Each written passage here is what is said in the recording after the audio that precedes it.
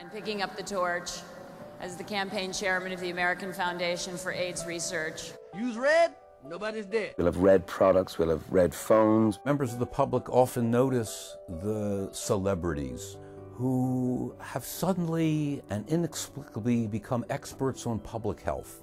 We have turned these kinds of stars into authorities on things way beyond their own training and their own knowledge.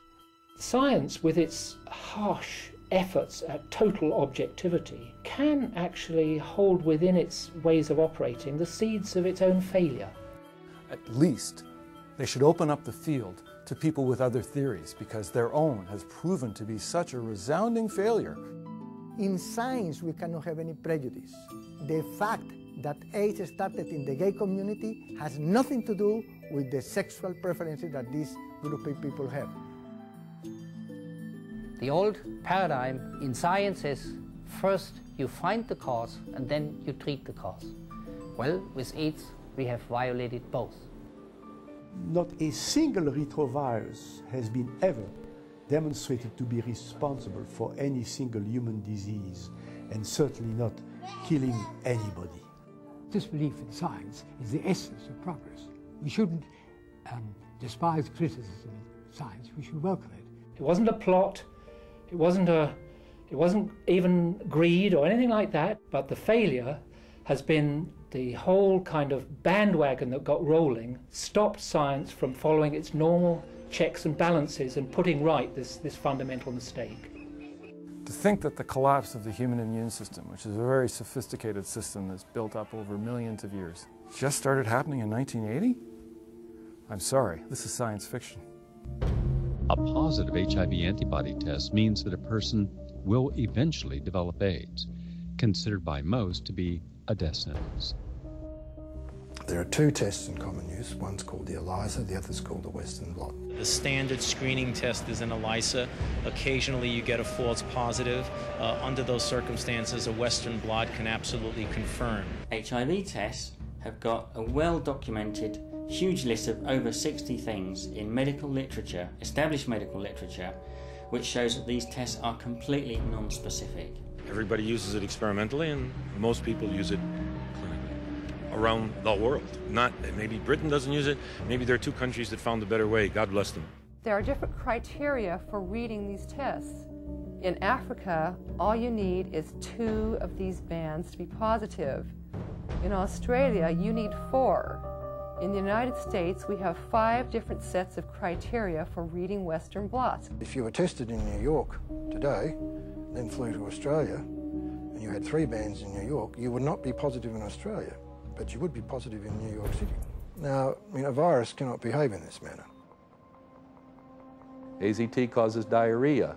AZT causes muscle wasting. AZT causes instant old age. How do you know which is the disease and which is the effect of the drug? There were many patients who developed blood toxicities. There were many patients who experienced other symptoms of adverse reactions. Think of all the people who died from what we think was AIDS. Were those people, in fact, killed by AZT? Using drugs that are targeted against HIV has been a tragedy, worse than useless. The antiviral drugs are chemotherapies. When you give chemotherapy to somebody with cancer, you give them a round of it for maybe 14 days or a few days.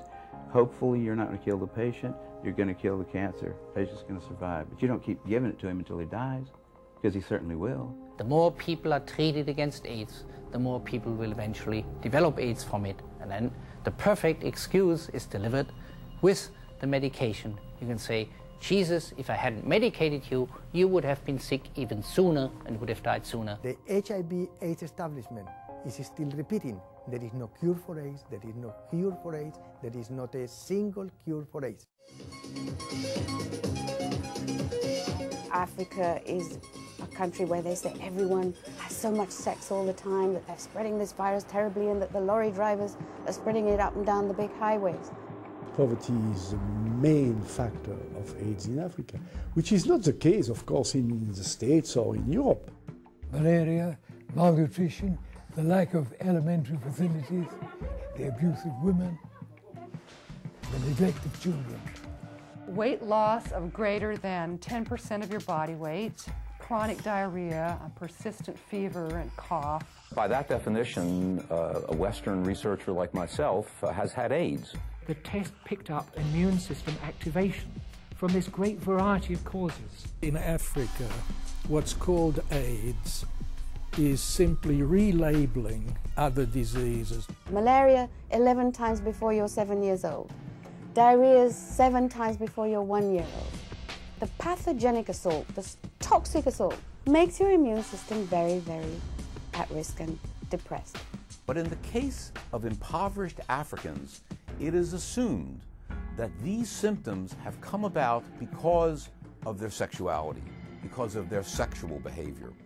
I think that we've been basically chasing the wrong paradigm for the last 20 years, and I'm afraid to say that it doesn't look like that's going to change anytime soon. They'll backtrack a little bit, but they'll never give HIV up. We should continue as combatively as we can to speak out and shake up the dogma. The next generation of younger doctors is going to now be able to see all the information before.